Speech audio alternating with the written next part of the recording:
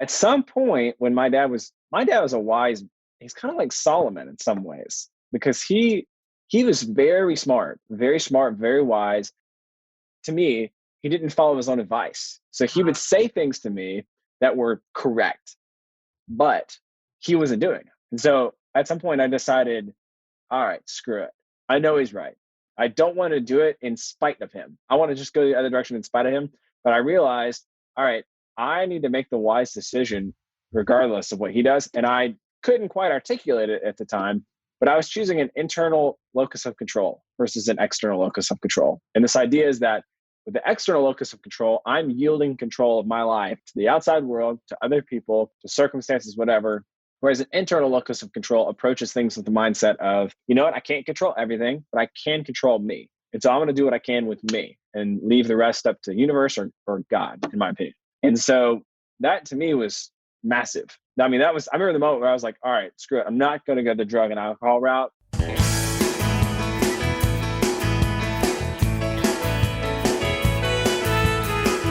Welcome to the Onward Podcast. This is your host, Emily Harmon. Today, my guest is Evan Knox. Evan is the founder of Caffeine Marketing, and he's also a small business investor. Caffeine Marketing makes profitable marketing easy for small businesses. And you know me, I've worked a long time in my life in support of small businesses, so they have a special place in my heart. Most people just throw money into marketing, hoping it'll all work. And Evan founded Caffeine Marketing to design a better way to help businesses create marketing that's profitable, not painful. But we don't really talk too much about marketing in this episode. Evan grew up as an only child with everything he could ever want. His father struggled with substance abuse when Evan went to high school, and his family lost everything due to his father's issues with narcotics. Then his parents got divorced. And Evan went on to Christian missions straight out of high school and established a strong relationship with God. Later, Evan married a wonderful woman who struggled with finances and was $100,000 in debt. They paid that debt off within 3 years of being married. And Evan started Caffeine Marketing to help business owners like his dad in 2017. Evan has doubled the bottom line revenue in his company every year for the past 3 years. So despite being 25 years old, or young, I should say, Evan has a lot of wisdom to share. Let's get to the interview. Evan, welcome to the Onward Podcast. Hey, thanks, Emily. I really appreciate you having me. I looked over your website and some of the questions that you're willing to answer in podcast interviews and stuff like that. I looked over your short history, the short version of it, and you've been through a lot. A lot. Yeah, I'm only 25. Just go ahead and give that away. Oh my gosh, that puts it all in perspective too. Wow. Yeah. So it's obviously you've had people on the show who have like way more adversity than can't even wrap my mind around. But to me, I've had my fair share of stuff too. You know what I mean? Yeah. And successes. So it's all a mix, and I feel just grateful. I was literally today, was just not to sound whatever, but really was just grateful. Like woke up this morning and was just thankful to God that I get to be here. You know what I mean? So it's good. And that's what I should have done, because I woke up this morning feeling like I'm not good enough, like I'm not getting enough done. And then I did my morning routine of like yoga and deep breathing. Yeah. Feeling much better. And I know that feeling will pass. One other thing I do is I lead the Onward movement. And we have a manifesto here in this Onward movement. And it's all about living an authentic life and making those choices every day that are true to ourselves. And the top bullet says, although we strive to improve ourselves, we know we're enough just the way we are. And I think sometimes I have to remind myself of that. Nobody's perfect, and you probably do too. But I think it's great that you woke up feeling grateful, because when you really look at your life, and me too, there's a lot to be grateful for. Mm-hmm. I fully agree. Yeah. So what are you grateful for? Well, I'm just going to get right into it. So there's a kid at our church that we go to here in the Atlanta area, and his parents both just died from COVID. And he's like 17 years old. And honestly, I just have been thinking about him for the past couple of days. I'm not really the most tender person. I'm an Enneagram 8 and a red temperament. So I'm kind of intense and lack empathy. But man, I've just been thinking about this guy and praying for him, and I just can't even imagine, you know what I mean? And so I look at the stuff that I'm today, right? So like we're reorganizing the office for social distancing and all that stuff. And so I'm not going to get my sweet window office anymore in order to make it work. So that's kind of bumming me out. And then I just put it in perspective and I'm like, you know what? It's really not that big of a deal. So I'll be bummed out about it for a few minutes, but yeah, I mean, it's just stuff like that. I'm just thankful to be here and that my issues are so small and that my family is healthy, and it's all relative, I guess. Yeah, I'm glad that kid has people at church, and hopefully he has family that can help. But I mean, my kids just lost their dad, and they're adults, like they're 27 and 24, but their dad just died in December of cancer. And I can't imagine what they would be like if they had lost both parents at the same time and, or around the same time. That's got to be, it's tough. Yep. So I'm grateful too. You made me grateful, even more grateful today.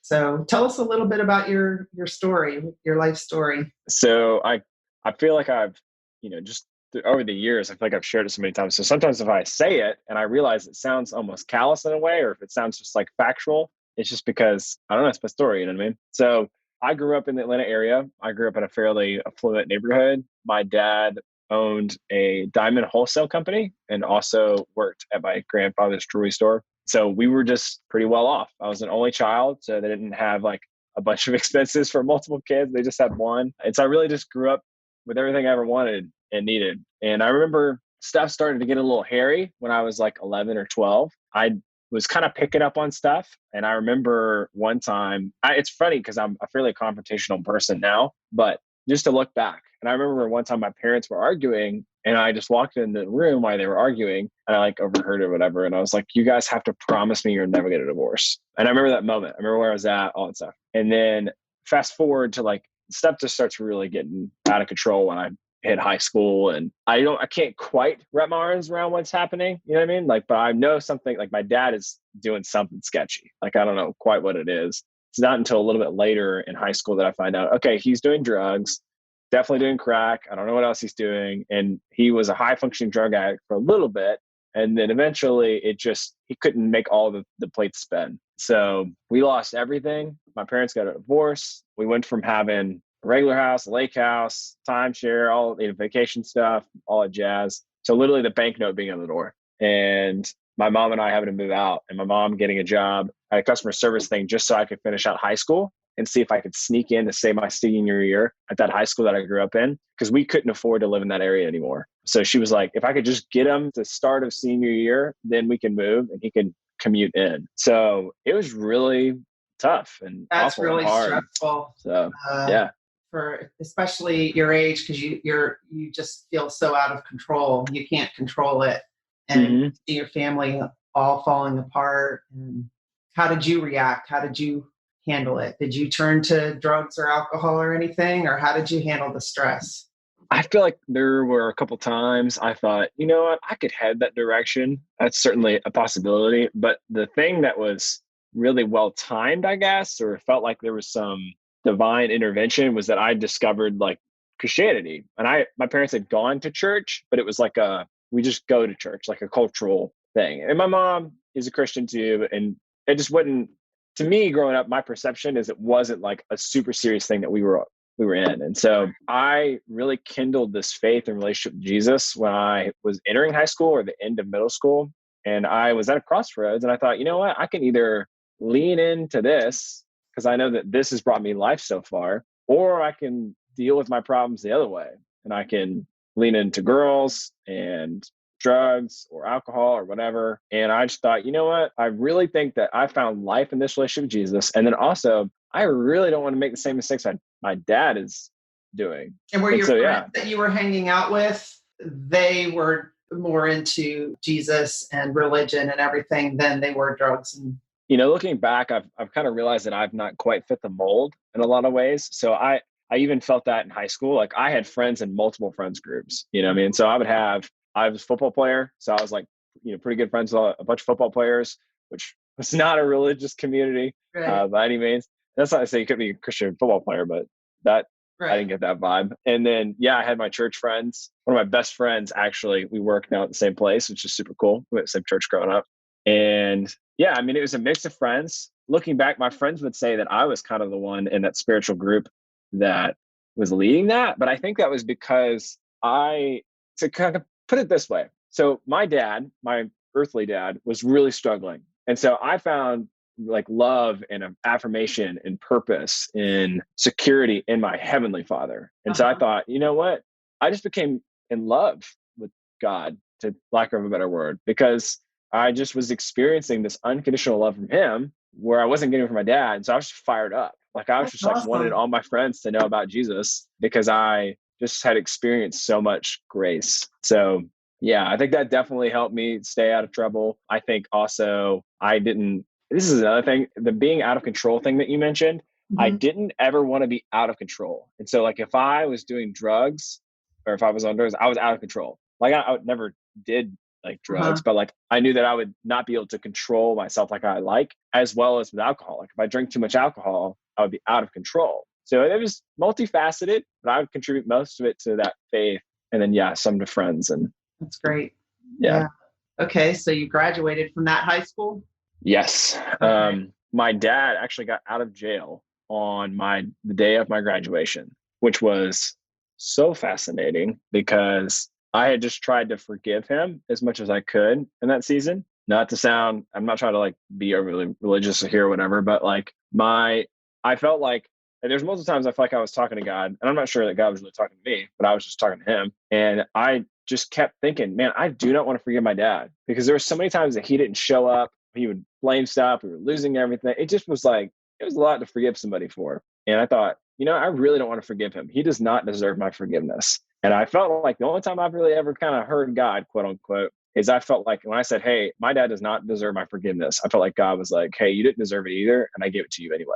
And so I was able to forgive my dad. But again, there's just certain things with people who struggle with addictions is that there's certain tendencies that they have that take a while to break. And so it was hard to build that trust back up over years. You know what I mean? So I could try to love him as much as I could without just like protecting myself a little bit. So Did you say that in your short write up that I read on your website that your dad passed away? yeah, unrelated to that. Right. I But guess how long fortunately, ago? unfortunately, three and a half years, somewhere So around there. you had somewhat mended your relationship, Mm-hmm. or so because I saw that with my son, and his dad was an alcoholic, and Mm-hmm. got cancer in June and died in December. And William is my son is the one that had reached out to his dad after William became sober to try to Mm. work on mending that relationship, and they had just started that Yeah. when Bruce knew he was going to die. He told Will, "I'm sorry that I wasn't there for you," and that's as Mm. much as he could say. But William thinks about that a lot, and he knows what he meant. And I'm just thankful that you and Will were able to forgive and to mend a relationship before your dad's Yeah. died. Because Mm-hmm. I can't imagine if they had died and you hadn't been able to do that. I mean, it would just be really hard. Yeah. And I mean, definitely a heavy subject, but I fully agree. I'm very thankful that, there was stuff like when he passed, I thought to myself, you know what? Was this the relationship with my dad that I wanted? Not really, what I mean? But like, I mean, no, no one wants their dad to be addicted to drugs or struggle with that.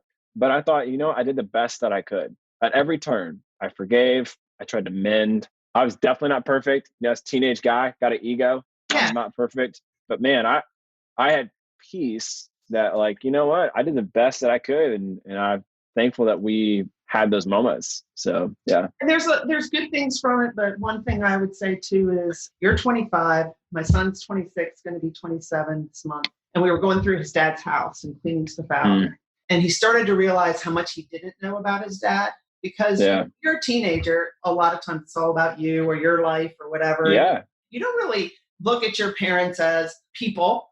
They're your parents, right? And so most people aren't really inquisitive and ask and really want to know about their father. And so now you're probably at an age where you're 25, you're starting to realize things you want to know more about your dad and you can't ask him. And that's what Hmm. William's going through too. So that's Yeah, there's definitely an element of like, so a little bit about my professional background, right? So like I run a marketing agency. I'm an investor in small companies. I'm a partner in like 6 to 8 companies. I don't really know right now at this point. And yeah, I'm just like doing pretty well. You know what I mean? And I'm not saying that for anybody, but like, I think that that skill set comes from my dad because my dad was just this excellent businessman. And so I wish I could sit down with him and I wish I could be like, okay, what gifts do you have? Like, what gifts can I discover that I might have that you have? So yeah, it's very interesting to ask my mom and for her to be like, so we bought a house here recently and interest rates are just crazy low. And so we got like a really, really low interest rate. And I was like telling my mom, I'm like, Mom, it's like basically like free money because like inflation and all this other stuff. And she's like, you literally sound exactly like your dad right now. Because he would say that same thing. So yeah, that's good. I would love that, but Yeah. it is what it is, I guess. You'll see him again. Yep. Yeah. Totally. Okay. So and then how did you decide to start your company? Wow. This is, I'm loving it. How'd you name it? It's Caffeine Marketing. Yeah. Well, I'll say how I started it and then how I named it. So I started it because it's twofold. One, I had a marketing skill set. I was working at a nonprofit in Charlotte and my dad had recently passed. My grandfather, who was a business owner, was also retiring soon. I thought, you know what? I can't help them because I can't help them anymore, but I can help other small business owners like them. And so that's why I decided to leverage that marketing skill set and start Caffeine Marketing, which is mainly why we only work with companies that are doing less than 50 million a year, just because it personally, I just don't know, I just care about our clients, especially if they're like the business owner or like a CMO sales guy or gal. And then I eventually named it Caffeine Marketing because I just picked a name to get boots on the ground and make it happen for the first couple of months. And then I had thought about it for months and months and months. And I was sitting there drinking my morning coffee in this office. And I thought, you know what? Caffeine is like what all entrepreneurs, not all, but like most entrepreneurs run on. Like in order to make all these dreams and this stuff, yeah, you got it right there. I got mine over here, you know what I mean? So like we run on this stuff to make stuff happen. So I just thought there'd be a fun affinity to the business owners that we serve and that we fuel business growth. So maybe at some point you can help my company. I can tell you that I do make less than 50 million. Me too. And you said you went on my website, and there's areas I'm working on to improve on my website. But anyway, just a thought. It's great. Yeah, I would love to. Yeah. So that's awesome. So you said that then you got married and you paid off a lot of debt, and you also went to college, finished college and your bachelor's degree in 5 months. And then you tell me you're only 25.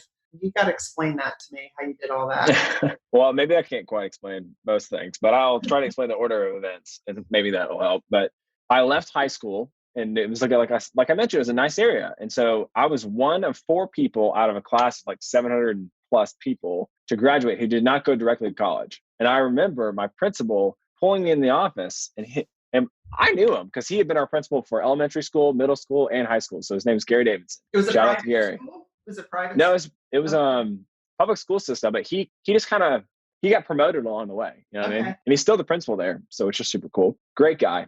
And he pulls me in the office and he's like, Evan, what the heck, man? He's like, I got 2 guys. I got one guy that's going to the military, one guy that doesn't have the grades to go to college. And then I have you. He's like, why are you not going to college? Because I know as a principal, he's got to hit certain metrics for the school system. I get that. That's fine. Just talking to me. He's not telling me what to do.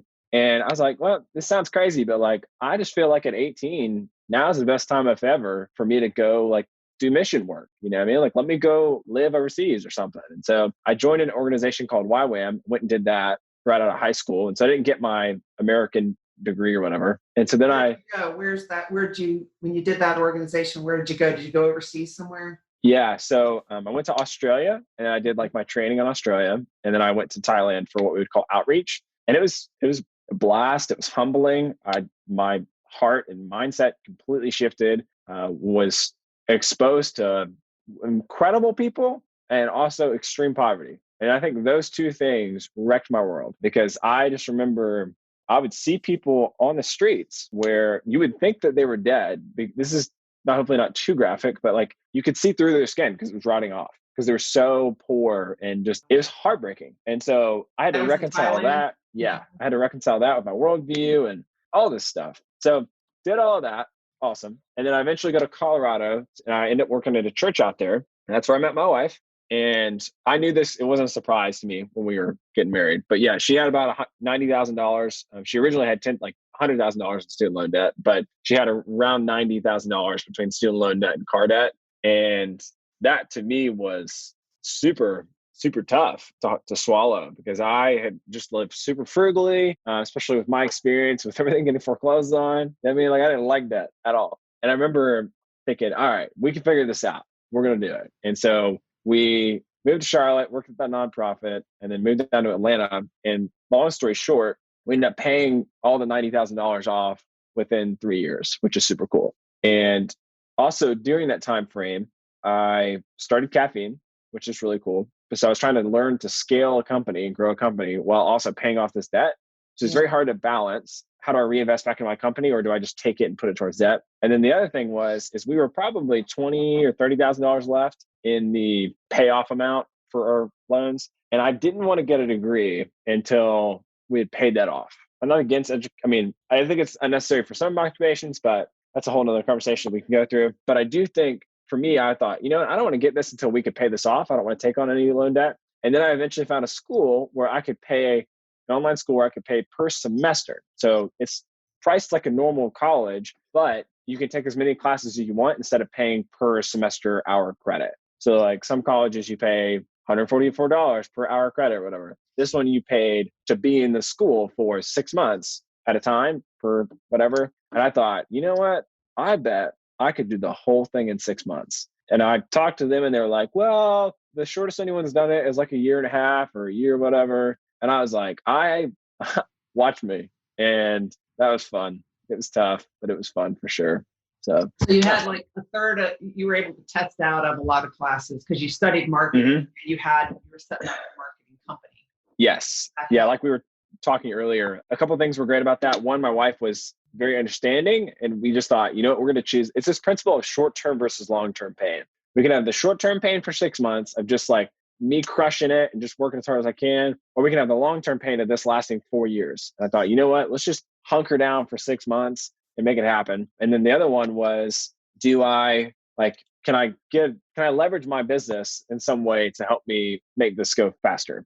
And so I chose a marketing degree because I was already doing marketing and I was very familiar with the subject. So I was able to test out of most marketing classes. And then even like my end of the year or my end of college project, whatever it is, was a business plan and a marketing plan when I just turned in my own business and marketing plan. So that saved me like a couple weeks at least. Yeah. Wow, that's awesome. So what have you learned about, number one, about discipline, and number two, about overcoming adversity in your long 25 years of life? Yeah, 25 years. I think discipline, it's almost like a flywheel in some ways. Like you have to push really hard. So a flywheel in a car, for those who don't know, a flywheel is the thing that makes the engine, not the explosion in the engine makes it run, but like once you get a flywheel moving, there's like a centrifugal force to it. And then you can speed things up with the flywheels going. So it's a clutch, it's a part of the transmission. I don't fully understand it, but basically it's a principle that people use to say, once you get something going, then it's easier to maintain or speed up instead of just that initial push. So the initial push for discipline is always the hardest. So if you're taking cold showers, which I do, or you're waking up before 5, or you're drinking green smoothies, which you don't like, which I do actually like our green smoothies. But the point is it's the initial push of it that it's hard. And then once you get the habit and the rhythm down, it feels weird not to do it. So like I haven't worked out today and it feels weird to me. I'm like, when am I gonna get that workout at? Because I normally do it every day. And so the days that I don't do it, it feels weird. And the flywheel's already going. Like it's already a habit for me. So I think if we can just make the effort to push through the flywheel and we can think about, hey, how is this going to benefit me? What's at risk if I don't do this? I often ask myself, what's at risk if I do this? And what's at risk if I don't do it? Stuff like that helps me build that discipline in. And then also I love to just have my nutrition and my sleep dialed in, because those two things make discipline so much easier. Because if I have the sleep, my brain's not inhibited by cortisol or stress, and I'm able to think clearly and actually execute on stuff that will help me in the long run. And then the adversity, I think this guy named Viktor Frankl, he talks about finding meaning in order to get through adversity. I'm pretty on board with what he says. I don't know that I'm 100% there, but I do think for me, when I was going through all of that stuff, I thought, with the stuff with my dad, my parents, to me, it was there was an opportunity to grow closer to God. There was an opportunity to tell people about my story, and maybe that would help them. There's an opportunity that I did not see, which is most entrepreneurs had some sort of trauma growing up. Like the vast majority of entrepreneurs that I've talked to have had some form of trauma and have overcome it. You know what I mean? And I don't think I could do all the stuff that I do without that. And I'm not saying I would want to go through it. I really wouldn't. I would have liked a more normal life in some ways, but I am very thankful for it because that adversity served a purpose. Like I'm comfortable with risk. I'm comfortable with uncertainty. I'm comfortable with changing variables. That just feels normal to me. So yeah, that's what I would say. That's really observant. I mean, most of the people that I've talked to on this podcast have said that they don't regret what happened to them because it made them who they are today. So do you have a morning routine that you follow when you were talking about discipline? Have you read the morning page? I mean, not the morning pages. Have you read, I thought I had the book here. It's, Miracle Morning by Hal Elrod. Yeah, the Miracle Morning by Hal Elrod all talks about how to set up your morning. Like most people get up like an hour before, and he recommends for your morning routine to have like 10 minutes of, I can't remember everything because I do most of it, but 10 minutes of journaling, a certain amount of time of reading, set aside time to read. If you just read for 15 minutes a day, you can get pretty far along in some books, right? So exercise, journaling, reading, maybe saying your positive affirmations. So like in my journal, I have several positive affirmations written down that I remind myself of every day. And that helps me when I think, I'm not going to work out today. Oh, but you said you are. And one of your affirmations is that you keep your commitments to yourself. So I love that. I'm just wondering if you have a morning routine or a daily routine that helps you stay focused. I do. And I have played with many of the things that you're mentioning. I've played with those variables. And what I've come down to is I have to simplify it for myself sometimes, especially when stuff feels like this season, like we're gone through a bunch of months with shelter in place, as well as quarantining. And now it's like social distancing, all this stuff. And so my routines got disrupted. And so now I've had to pivot and kind of recalibrate back in. So I'd say what I do now is a little bit different than what I was doing in February. I had a very dialed in routine in February with a bunch of different variables, but eventually I just was like, I have to get some semblance of normal. So what I do, I wake up before 5, just to crush the weakness. I literally do 4:55. And so I do that. I get up. Alarm, and when it goes off, you get up. Yeah. I literally have, I have like I don't know where I wrote it down, but yeah, it's to get up on the first one. Cause if you go back down, it's not good. So I get up on the first one. My alarm clock is actually outside my room. So I actually have to get up and go get it. And so I go get it. And at that point, I turn my alarm off, and then I will go drink a big glass of water. So it was like a glass and a half. And then after that, I'll pour my coffee. Once I pour my coffee, I'll go set it down on my little counter where I'm going to like read my Bible. And then I will then go weigh myself. After I weigh myself, I will then like drink like a green smoothie. It's got like all kinds of stuff in it. And then I will sit down and I will read the Bible for like my daily devotional. And then I'll pray and I'll listen to some worship music. That generally takes like 20 minutes or so. And then I will crush out all the emails and Slack messages and LinkedIn messages that I can until like 6. And then at 6, I work out. Generally I work out for 30, 45 minutes or so. And then I'll shower and then I head to work. And then I have a routine even when I get to work. So I've got like a workday startup ritual, and then I've got a regular startup ritual, and a workday startup ritual. And I'll go get a decaf coffee in the morning because I already had a regular coffee. And then I'll sit down and I'll use a thing called the Michael Hyatt Planner, and I'll write out my big 3. It's like my daily big 3, and light up my weekly big 3 and all my to-do items. And then I'll finish out any emails that I need to do and then go from there. So yeah, it's good. But I love the positive affirmations. I don't do those right now. I love meditation. I love that. I don't do it right now, but I have in the past. Breathing is great. Love breathing exercises. And sometimes I'll leverage those whenever I feel like a lot of brain fog. Then I'll like do meditation, stuff like that. You said ending your shower with cold water. I started doing that recently. But it really helps. Yeah. I love it. I love it before bed. So I wear this thing called a Whoop, WHOOP. And it tracks a bunch of variables, and it actually gives you like a recovery score, like how recovered is your body every day. And also how much sleep did you get, REM sleep and shortwave sleep. And it's like the only certified wearable tracker for sleep and those other metrics. And so I love to optimize my sleep and my recovery. And part of that is if I can get a cold shower in before bed, or if I can make the environment as cold as possible, I'm quicker to go to sleep and get more restorative sleep. So showers are great. They either wake you up or they get you cooled off to go to bed. Oh, cool. I'll have to try that. So how's your mom doing now after everything that she's been through? She's doing pretty good. It kind of got worse. Not worse. I'd say different after that, because she got divorced and then eventually she got remarried to a guy named John. John was great. Love John. But after about 3 years of marriage, John died in a car wreck, which is like awful. And it's different, right? Because he would be my stepdad. And obviously not the same relationship my mom has with him. But I would say it was really hard for me. But obviously it was really, really hard for her, especially after going through what she just went through. And so, yeah, I mean, it was, needless to say, it was tough for her. But then since then, she's done like pretty well. She worked at an interior design firm. Now she works at a law firm. She has a grandson now, so she's super pumped about that. She loves that. I saw her yesterday, so she's emotionally, spiritually, she's in a really good place, She which has is a great. grandson, which means you have a son. I do. Yeah, he's 1 year old. Oh, 1 year old. Yeah, we're fresh at it. So he's great. We big fans, but we also know that we're not baby people. So we're like, he's like starting to kind of, well, he already babbles and walks, but I'm really looking forward to having like a little heart to heart with him, you know? Oh yeah, I know. But enjoy the days that you have now too. Totally.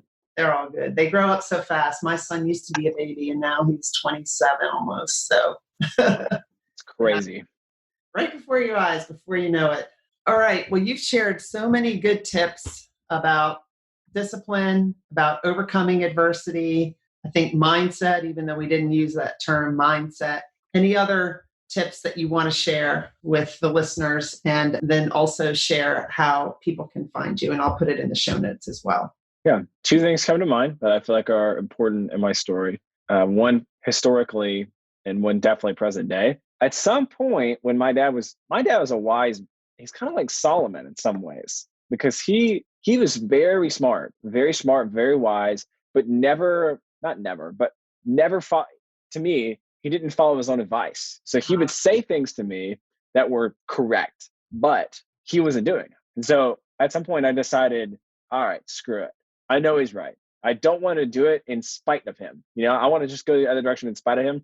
But I realized, all right, I need to make the wise decision regardless of what he does. And I couldn't quite articulate it at the time, but I was choosing an internal locus of control versus an external locus of control. And this idea is that with the external locus of control, I'm yielding control of my life to the outside world, to other people, to circumstances, whatever. Whereas an internal locus of control approaches things with the mindset of, you know what, I can't control everything, but I can control me. And so I'm going to do what I can with me and leave the rest up to the universe or God, in my opinion. And so that to me was massive. I mean, I remember the moment where I was like, all right, screw it. I'm not going to go the drug and alcohol route. I can't blame everybody else. And so that was pretty big for me. And then the other mindset thing is I try to think about what matters 100 years from now. So if a business deal doesn't go through, or the office thing, like I mentioned, that I don't love, whatever those are, I go, does this really matter 100 years from now? Nah, it doesn't. And so to me, it's a perspective that helps me let go of some of this stuff that can feel overwhelming. And then, yeah, if you're in business and want to grow your company at all, I've got a free guide on my website that'll teach you how to build a winning sales funnel, which will help you increase revenue and get more leads. Just caffeine marketing. But if you just want to connect personally or have any other follow-up questions, you can go to evanknox.com and love to chat with you. So I got another question for you. Do you know how your dad got addicted to drugs? Like what started it? Yeah, I have a general idea, and I'm talking motivation stuff wise. He struggled with some of that stuff in high school a little bit, and then continued to struggle with it his whole life, like on and off. He'd be clean for a couple of years and he'd relapse and some of that. And I think it had to do with like his wiring in some way. So I don't know if anyone's familiar with this phrase, but it's called an Enneagram. I would think that he is an Enneagram 7. And I think that he tried to avoid pain. And so he didn't want to experience pain. And the way that he would do that is by numbing himself with drugs. And so that's my guess, is that when stuff didn't feel good inside, I don't think that he knew how to process that. I also know that my grandparents are amazing. I love my grandparents, but they each had hard scenarios growing up. My grandmother was the oldest of like 9 or something like that, some crazy amount. And she basically like had to help provide for her family and raise her rest of her family. So she has like, in some ways, she lacks empathy. And I know that my dad would have loved to have that from her. And then my grandfather, he was physically abused most of his early life. And so I think for him, learning to like show affection for his son and that era as well. I think my dad didn't quite get the love and care, not care, tenderness that maybe would have helped him. But obviously that's not for them to, not blaming that on them, but maybe that's part of where that was from. But I'm just trying to connect things that I don't really know the answer to, I guess. Yeah, I think it's smart not to blame, but I think we also need to, I've been starting to look back at my life and think like, I'm trying to figure out, why am I the way I am? And I'm taking responsibility. Family tree stuff. Yeah. Right. I'm taking responsibility for the way I am, but there's reasons for, like why I stay so busy or, whatever it is. And there's ways that I don't want to be. And there's areas where I'm working on improving myself. And part of improving yourself in those areas, I think, is to understand kind of why you are that way. Then I think understanding it helps you address it. Yeah. And not let it become, so I went on this retreat that I'm not supposed to talk about the retreat. So I won't name the retreat because it like ruins the experience if you know what happens. So I'm not gonna say what it is, but there's this retreat that I went on where they teach you about this thing called shadow. And so the shadow can actually be something that it's like the little boy or little girl inside, right? And it's like this thing that you develop, this coping mechanism or whatever. For me, one of them is control and confrontation. And those two things have served me really, really well. But if I don't at least bring them in front of me instead of having them on my back and letting them just kind of take charge of my life, but if I don't just put them in front of my hands and go, you know what? I have a tendency to want to take control of things, and I don't like feeling out of control. But I also don't like feeling when I'm not safe. If I can put those things in front of me, I can use them and leverage them and go, you know what? I don't want to be in debt. I don't like having that loss of control. I can work really hard in order to get us out of debt. Stuff like that. So it can be leverage, but as long as it doesn't rule our lives, then I think.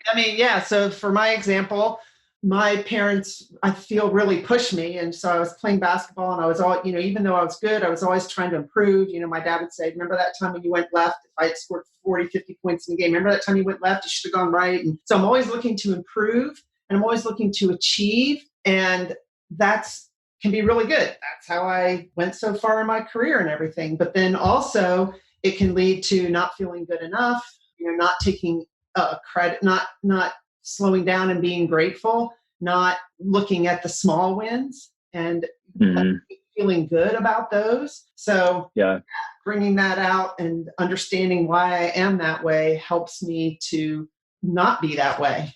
I wouldn't be where I am now if they hadn't brought me up that way. So there's good things. There's always, two sides of a coin, right? There's pros and there's the cons of everything.